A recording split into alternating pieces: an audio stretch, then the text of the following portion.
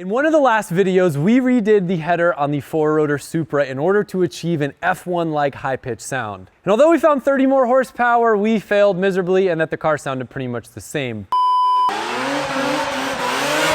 But since then, we've had many suggestions pour in on things to change in order to find the sound that we're trying to achieve. And one of them I think is the ticket, but it's gonna require Johan reworking the headers a little more.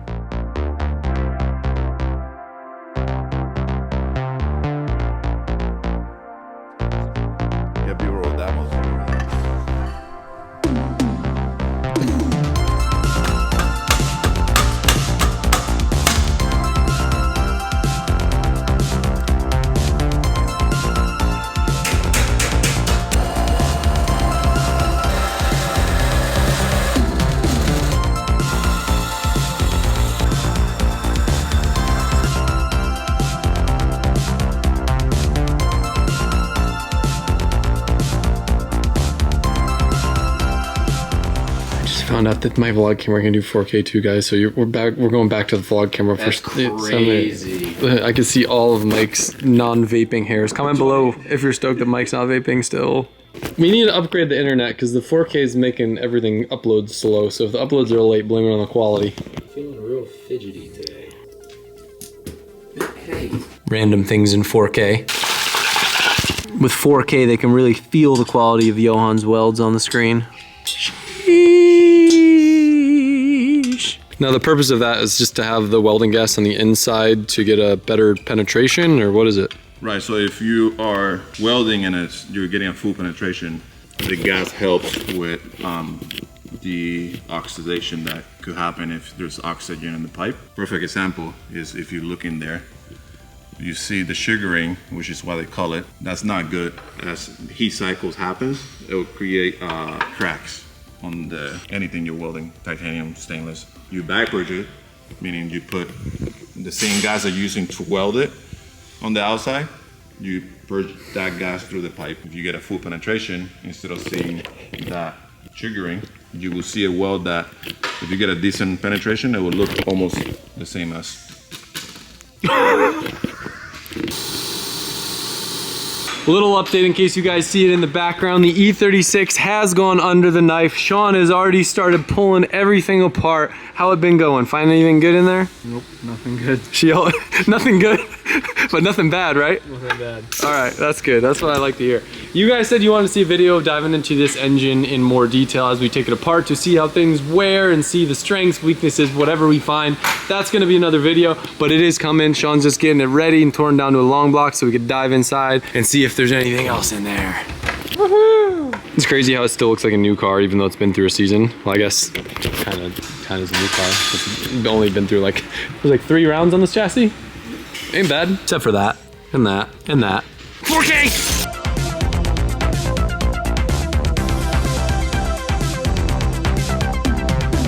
Now, I haven't seen a lot of comments about this. You guys had some interesting theories, but if you're paying close attention to what Johan was doing, you might notice that he's actually changing which rotors go into the collector in certain places. Now, a good friend of mine, Jamie Marsh, who is a god in the 4-cylinder world, reached out to me and said, hey, me and my buddy were watching the video, and we were wondering, what's your pairing of the fire order into the collector? So I drew out a diagram, and what's happening is it basically goes 1, 3, 2, 4, 1, 3, 2, 4. Where the theory says that if you have it go rotationally, like this, 1, 3, 2, 4, or backwards, 4, 2, 3, 1, not only will that rotation give you consistent sound, but you'll have enhanced scavenging effects because instead of these ones firing back to back, which is a greater distance, you'll be pulling the air from the rotor or the housing that's next to it. But on a sound perspective, I'll tell you why I really think this is the ticket. With its current pairing, it's probably doing something like this. But with the new pairing, it should be doing something like this. Could you guys hear a difference? Comment below. Now, since all of you guys have been commenting that stepped headers are the key because of one YouTube person that said that that's the difference in F1 sound, I've been doing a deep dive in research and I spoke to many different people that design headers for Porsches. The common consensus is that we can also achieve that higher pitched sound with a significantly shorter length runner, which will also give us more top end power. And the reason why it's so common on F1 cars or rear engine cars is because you can achieve a shorter engine when the engine is coming out of the back and you can have a collector like right here, or in some of Mad Mike's car, you can have a collector like right here. but in our case, we have it farther back, and I actually like the power band that the car has. I'm not trying to make it any peakier.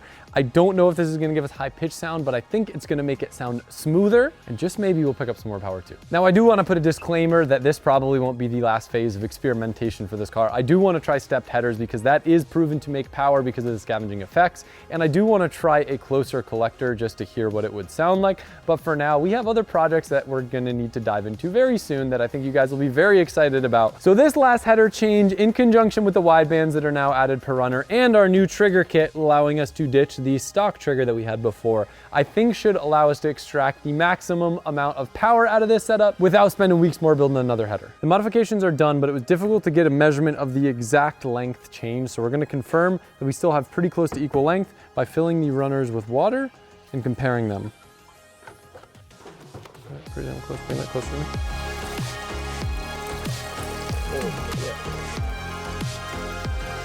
Oh, let me make sure that's everything. Oh no, it's not. That's funny. Oh, god dang. All right, so put that on the counter and mark that as number 1, and I'll put a Sharpie on this. This is 1, just write 1. I would say it's 82 ounces. Going more, and stop. Got him! I came out faster than I thought. It's a little bit longer. You want to see us do science, bro? Yeah, I'd say 83. Dude's soaking his shoe down there. Film that. I'll get the air out. Yeah, so the 2 new ones are like 5 ounces larger. Yeah. Even though we found that there was a 6-ounce variance from the longest to the shortest runner, by using pi r squared from good old geometry days, we're able to find the length from having the volume of that cylinder, which came out to a 2.5-inch variance. It sounds like a lot, but on a 48-inch runner, that's actually only a 5% variance, and I confirmed we still had that variance with the last header setup that gained all the power. That was at 480 horsepower. Before, at 450 horsepower, we had a 15% variance. But we also did change collectors at the same time, so it's hard to say if the gain in power had to do with the runner length or a better flowing connector with a better cone on the end. For sake of time purposes and because we have a lot of other projects to work on, I'm gonna go ahead and run with the setup that we have. And finally, I'm going to give Josh the individual runner so he can go and put Cerakote on these, which is going to give it the best thermal barrier. It'll look great, and in conjunction with our heat shield that we're making, it will help protect our intake from getting heat soaked from the runners and our chassis from catching on fire. I should also mention another reason why I'm pretty confident this is going to change the pitch of the sound is because we have a friend of ours who did an 8-to-1 collector on a V8, which is a lot of work, but didn't have the rotational firing order, and it didn't get that high-pitched sound. So I think we're onto something. I'm stoked to start it up.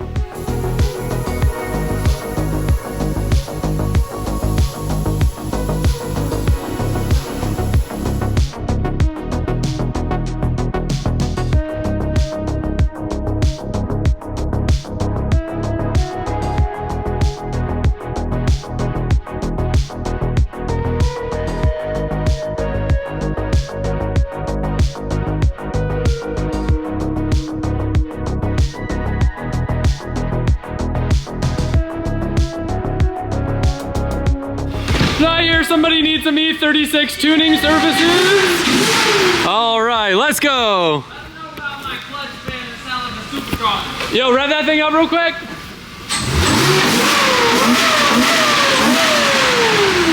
All right, we're taking a little break. I'll explain what's going on, but Sean wanted to show he's got a diesel clutch fan and it sounds insane. I need that, Sean. Let me get that. Got you one. Hell yeah. Just gotta put it on. So Sean's been and whining that he can't drift his E36 with me because it makes 50 less horsepower. So I said, all right, we'll put it on the dyno and let's see if it's a driver issue or if it's a car issue. Maybe your Vanos is having some issues, which would contribute to some power problems. Or we confirmed you have the right diff, right? Yeah, I counted it. Okay, so we have the right diff, and we took the ECU from Stinky, so you got the spicy RK tunes. So while Josh is Cerakoting the headers, we're gonna do a run in the dyno and see what this thing makes. I'm betting it makes 160 horsepower. What do you think? 140. What do you think, Hunter? It's gonna make 100. All right. The tuner showed up. The real tuner. No, that's my barbecue delivery. Oh. Damn, you expect your tuner to work in this environment? Don't show the What if I fall through? floors are not there. The real tuner showed up. I'm just Uber Eats today, dog. Oh, I'm in the hot seat. Yet again, I feel like I've been here before. Yeah, I'm clocked out. All right, I'm clocked in. Let me punch some numbers. Boost, boost, boost. Are you ready?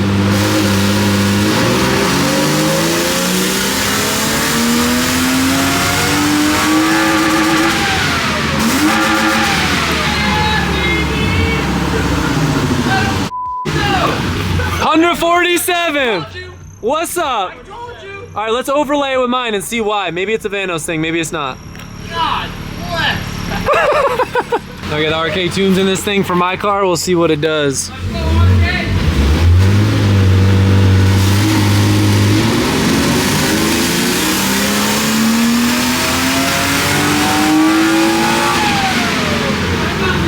I got Venom. Don't try to tell me I don't have Venom.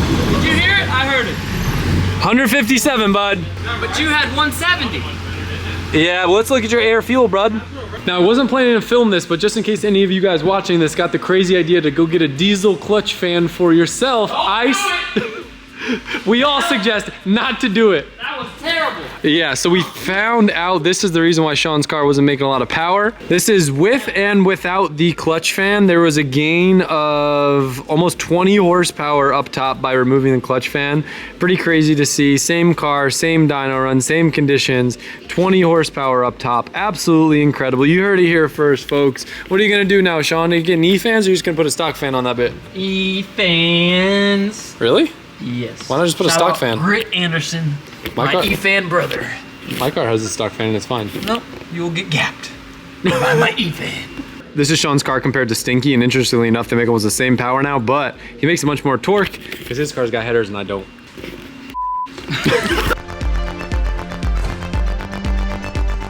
We could take it out of mine. What's up? I mean, guess since Mike is not here, I'll just take the old fluffy mic. It's the header, revision 50. All we're doing is adding time sets to the housing so that these aluminum housing don't get stripped easily. So, sketchy. But that's what we did on that motor. Yeah, there's Mike. Yo. That's why your uploads are late. No. Because I'm filming for him over in the shop while he's watching YouTube. I watch YouTube because I do YouTube.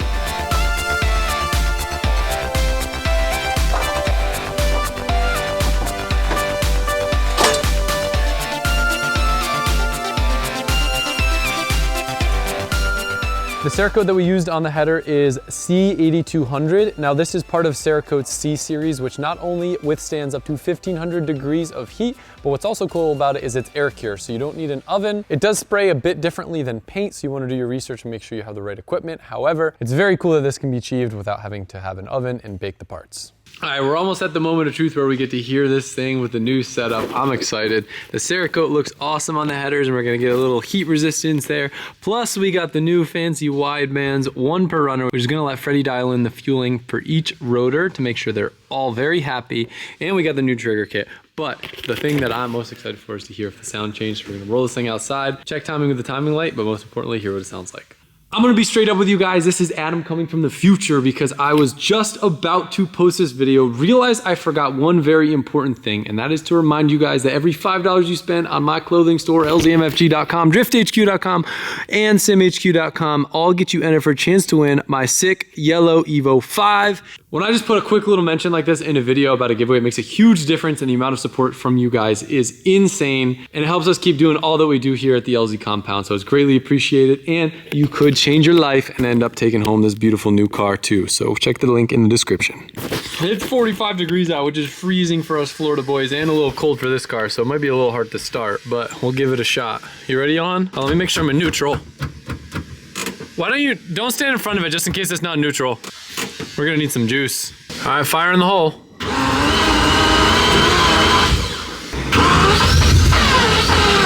It's close. Hurry up with the beep boop bop. We want to hear this thing. Stand by, Sparky. Let's see if she'll fire.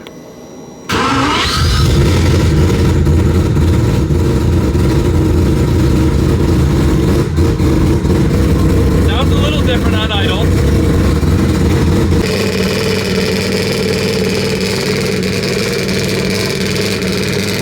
All right, sound test.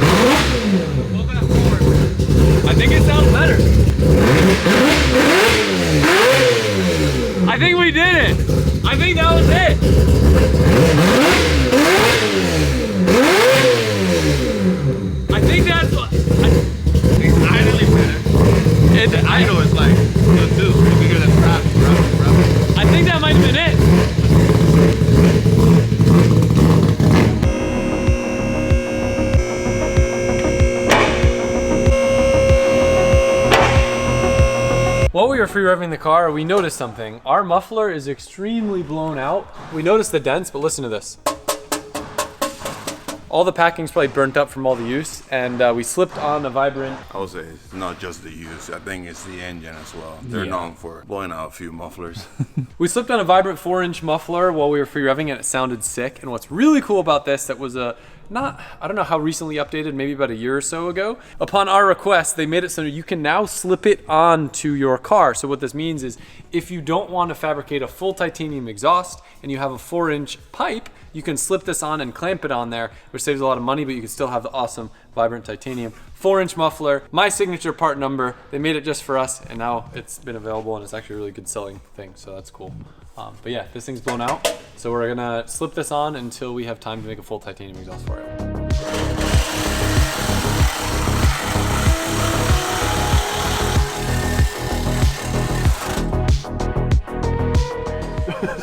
Hey, they come in all shapes and sizes, bro.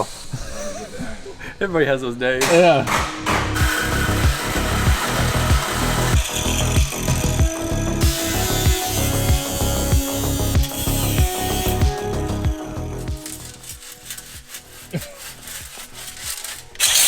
That's why it sounds so bad. It wasn't the engine.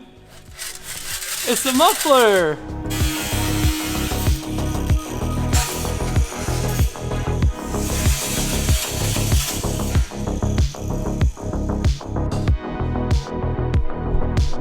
Oh, he wants me to cut it open to see what's inside. That's probably gonna suck.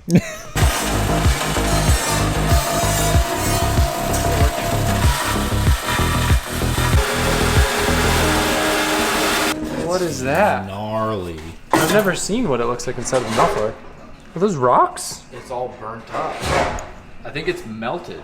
Like the packing melted and turned into this stuff. What? Unless they do. No, that looks like slag to me. This is so rare. What is this? I've only seen this stone on Mars. Is that what that is? Yeah. Oh. Yo, and I might have damaged the blade a little bit. It's okay, it's getting replaced. Hell yeah. Look at this. Like, I've got friends on YouTube who would eat this for the right price. yeah, I could think of a couple right off the bat. Rare earth gemstones. They're like a kidney stone, but it's a rotary stone. Yeah, that's crazy. So you think it melted that angel hair? I don't touch that. Don't touch Okay, it. so maybe the. No, you touch it, it doesn't matter. We'll even die anyway. That's right. That's the attitude. Something has fused and melted to make that. Damn, that's crazy. So this is fiberglass earth stones. It has some, yeah. But listen Yeah, to it. you You can can- hear. That's what we heard rattling.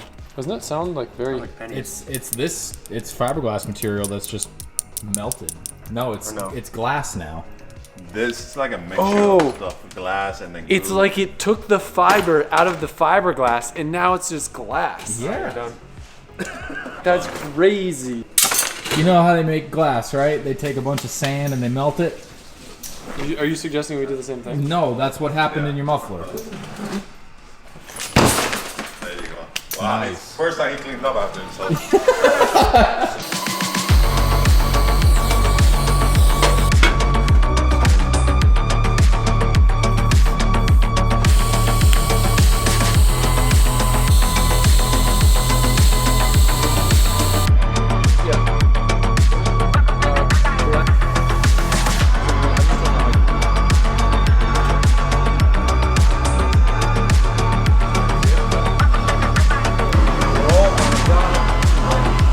The beautiful thing about this is I think that it won't blow out the camera mic anymore.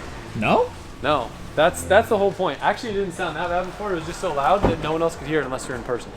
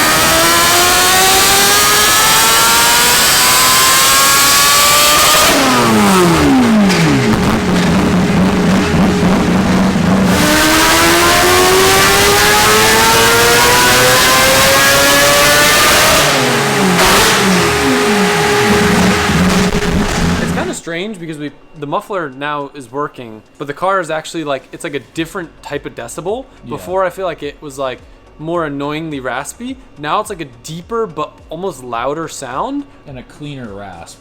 I do think we achieved the high pitch sound. It's certainly not the same as if we had a really short runner length and the collector really close to the engine. I think that's what's gonna give the crazy high pitch.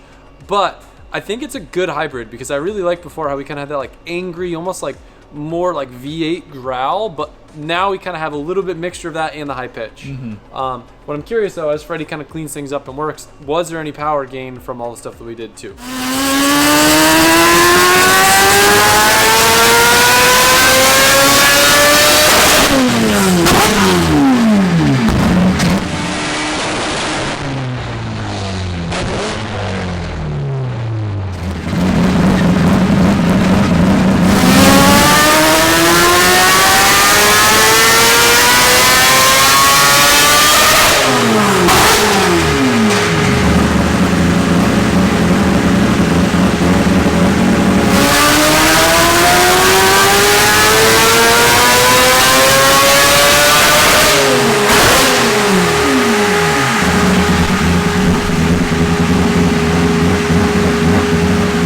A small disclaimer, we haven't done the steady state tuning, which is where we hold the car at specific regions of RPM and play with the throttle to get fueling absolutely perfect. So there is a small little dip you'll see here that will probably get cleaned up tomorrow when we have more time.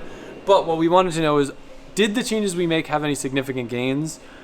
I'm gonna go ahead and say no. The sound is dramatically better, but the small gains that we did find, we kind of think are attributed to actually running a bit of a richer mixture. Freddie just kind of said, F it, dumped a bunch of fuel up top, and actually really liked it. 10-0. Yeah, it's 10-0. That's crazy. Before we were running like high 11s, like low 12s, and it actually wanted more fuel up there. So we wound up picking up some power. It doesn't roll as much up top. This dip will probably get smoothened out. We broke 490 horsepower, so that's what this red line is, which is the new record for this thing. And I know a lot of you guys like are like only 490 horsepower. On this main line, that's a significant amount out of an NA motor. As an example, like a stock LS3 on this dyno would make what, like 440? Probably not the best engine to compare it to, but like LS3 with a hot cam. Yeah. Like, you know, like the hot cam from factory. Yeah, I mean, if I use the horsepower numbers that all the pussies over in Europe use, it would be like what? 580 bhp. Oh yeah, 580 bhp. Yeah, we don't do crank horsepower. We're basically Australian when it comes to dynos because we have a dyno from Australia. Just for sake of experimentation though, we really wanted to crack 500 horsepower, so we pulled off these little spacers that go underneath the velocity stacks, essentially shortening the length of the intake runner. It did net us a small gain. We almost cracked 500 horsepower, and you'll see right here, 498.9 horsepower. It gave us a little bit more power up here, kind of shifted the power band, but the loss was pretty significant. It lost almost 20 horsepower earlier on, and like for a drift car, that little extra bit of peak horsepower isn't gonna make any bit of difference. Cool experiment. I think probably the biggest thing that we could do to gain power would be to get bigger throttles, which would be a very expensive endeavor. That way we could have a reduction in intake length to kind of build velocity. We could do the stepped headers, which would enhance scavenging. You could probably play with the runners and get the lengths exactly perfect. But I think this setup with this porting, with everything here, this power band is great, but if we wanted to really, really fight for every last horsepower, I think like low 500s is probably where it would live. Do you think that's fair? I think so. You want to try gas in this thing? Like C16 or something? Yeah, that is true. One of Freddie's rotary tuner friends said if we put this thing on 93, it'll actually make more horsepower than on ethanol. So it'd be fun to try it. That's not that hard to do, right? No, not really, but I can finish tuning it on ethanol tomorrow, and then we drain it out, put some, you know, like 110, 100 octane, C16 in it, and try. Is the theory that switching to 93 would occupy less volume of air because... Yeah. Okay. So it basically allows more air into the engine because you're not filling it with the 85. He says this won't be knock, like it's not like knock resistant. Sorry, that's the wrong wording. He says this motor with these rotors, you're not going to detonate it. Got it. That would be the main concern about going to pump gas on like a turbo car or whatever, is you just run the risk of hurting the motor. Where Ignite is literally the safest fuel you can possibly run. So anyway, we achieved the sound. Power, I'm still going to experiment. We'll still mess around. We'll bring you guys along for the journey. But for now, I think... We're done. No more. one more final tune, and that's it. Well, and that's tomorrow. We'll do like the steady state. We'll take it for a rip.